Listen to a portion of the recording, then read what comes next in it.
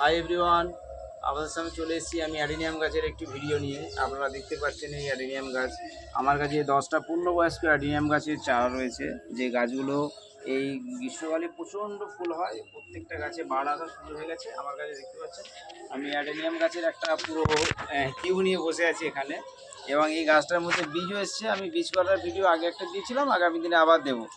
এই গাছটা এখন কোনো কাটিং ছাটিং করার দরকার নেই। কাটিং অলরেডি এর 3 মাস আগে করেছিলাম। তারপরে বিভিন্ন রকম ব্রাঞ্চ এসছে এবং ব্রাঞ্চের মধ্যে ফুল।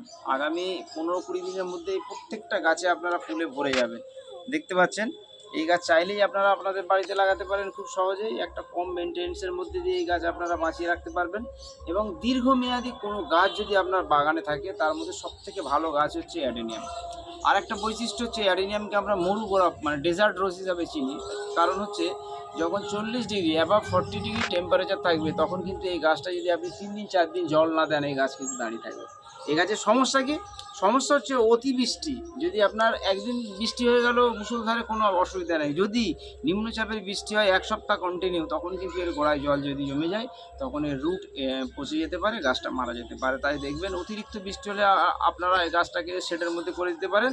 তাছাড়া এই গাছে বিরাট কিছু যত্ন নেই। বর্ষার সময় বৃষ্টি থেমে গেলে আপনারা যে কোনো ধরনের একটি ফাঙ্গিসাইড, আমি নর্মালি সাপটা ব্যবহার করি, যে কোনো একটা ফাঙ্গিসাইড নিয়ে আপনারা স্প্রে করতে পারেন উইকলি একবার করে।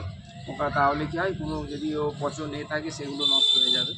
তাছাড়া আপনারা এই গাছের মধ্যে খাবার হিসাবে ব্যবহার করতে পারেন পাতলা করে সর্ষে খোল 15 দিন ছাড়া একদিন, তাতেই দেখবেন এই গাছটা একদম ফুলে ভরে গেছে। তাই আমি আপনাদের সকলকে অনুরোধ করব, এই গাছটা আপনারা সবাই লাগান এবং এই গাছের সৌন্দর্য উপভোগ করুন। এবং ভিডিওটিকে আমার যদি অবশ্যই ভালো লেগে থাকে, আমার চ্যানেলটিকে অবশ্যই সাবস্ক্রাইব করবেন, চ্যানেলটিকে কমেন্ট করবেন, শেয়ার করবেন। Thank you.